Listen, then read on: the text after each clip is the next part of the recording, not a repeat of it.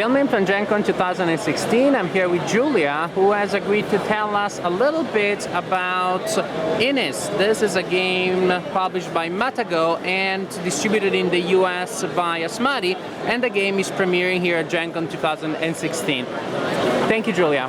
Hi, thanks, Marco. So Innis is a territory control and card drafting game.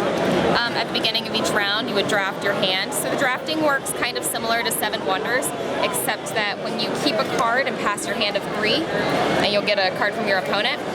Your next hand, you'll get a hand from your opponent. Your next hand, you are going to pick any 2 of the 4 cards. So you can choose to pass on the card that you kept the first time. So I'm going to take any 2 of the 4. I'm going to pass that. I'm going to get 2 from my opponent this time. I don't know how I'm going to get 2 from my opponent. And then you can keep any 3 of the next 4, and then whatever card you're past, then that'll make up your hand of 4. Yeah. And each card, each round is going to be an action. This is the only way you can carry out actions in the game. And it seems like a small twist, but it's really important because you may be committed to one strategy and you get the cards in your hand, you see a new combo and you can switch your strategy on the fly.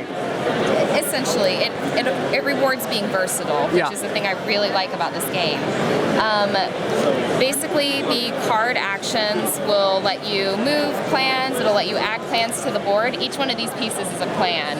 And essentially, the player with the most plans in an area is the chieftain of that area. So you can, through conflict, remove your opponent's plans, through cards remove your opponent's plans. When a clan moves from an area to another area, it'll trigger conflict with other clans, which they can attack, retreat, or climb into the citadel. The area with the big citadel, this is the capital. So right now the Cove is the capital of all these lands. And what you're trying to do is you're trying to get the most of 3 victory conditions. So it's possible in this game that you may complete a victory condition, but somebody else may win because they completed more victory conditions than you. And they're basically territory control based. The victory conditions are to be in 6 different territories, so there are only 4 out right now because the game starts with 4, but more will come out. So if you're present in like 6 different territories, in this scenario, Orange is present in 3. So if you're present in 6 different territories, you'll get 1 victory condition. If you're chieftain over territories with 6 opposing clans, which let's set this up for Orange here, because I'm Orange in this case, so I want to win. But so in this case, I need 1 more Orange here. Okay, yeah, Orange would win because he has 3 opposing clans here and 3 here, so that's 6 opposing clans. And the other condition is being present with 6 citadels.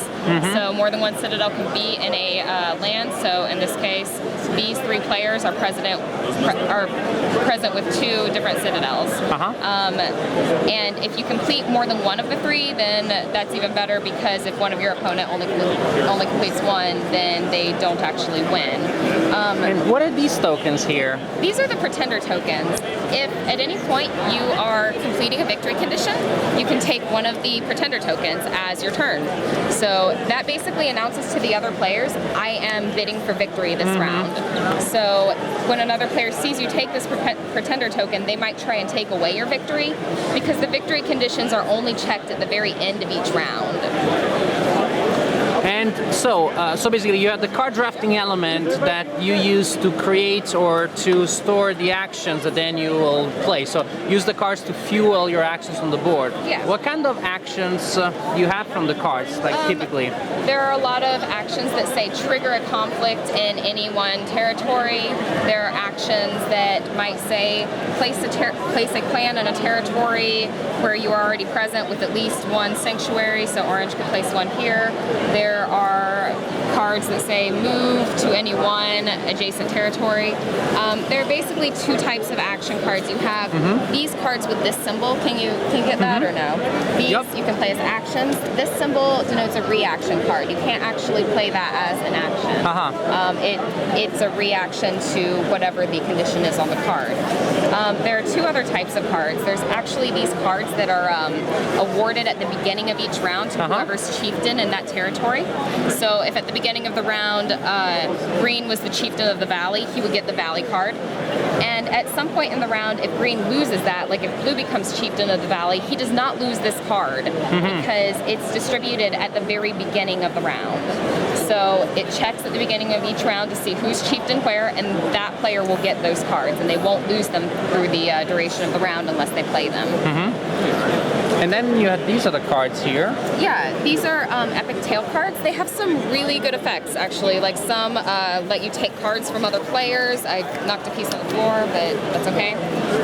Some will force other players to move to adjacent territories. These are really good cards.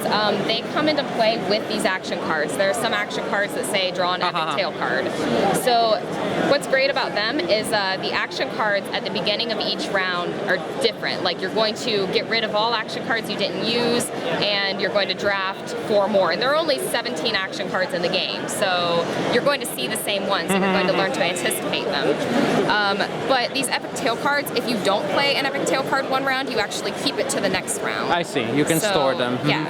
And you mentioned conflict, so how is combat resolved? Combat is resolved only when a player moves to an adjacent territory. If something makes him place in the territory, it does not trigger conflict. If he moves to a territory, then that can trigger conflict. Both players get to declare whether they come in peace or they demand war. So if I'm orange, I'm going to say, well, actually, it would start with green because green moved here, but green can say, I come in peace. And I say, no, get out of my territory. So I could demand war. And in this case, green would get to start since he was the phasing player, but green can either attack, retreat to an adjacent territory where he is the chieftain, which in this case is none, or he could retreat into a citadel if there were a citadel present. That would actually keep this guy safe. But there's not a citadel present, so let's say green attacks. I have the option to either discard a card from my hand, or I can discard a clan from the board. But I have to do either one since he attacked me. So let's say I have a bunch of cards in my hand, I'm going to get rid of one of those. So when somebody attacks you, you automatically lose something, like either a card or a miniature, unless I assume maybe there are game effects that allow you to prevent that. There are reaction cards that you can play, and that you can play after someone attacks you that maybe will protect you. So it's very simple, very direct. Yeah, very simple. But then on my turn, I get the option to either attack back or retreat.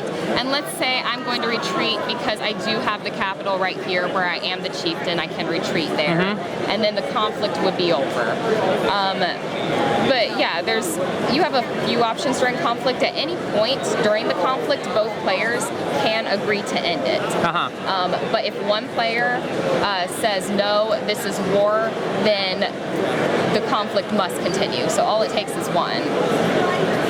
Excellent. Thank you so much for giving us this very informative overview of Innis, a new game released here at GenCon 2016. Thank you again. Yeah, thanks, Marco.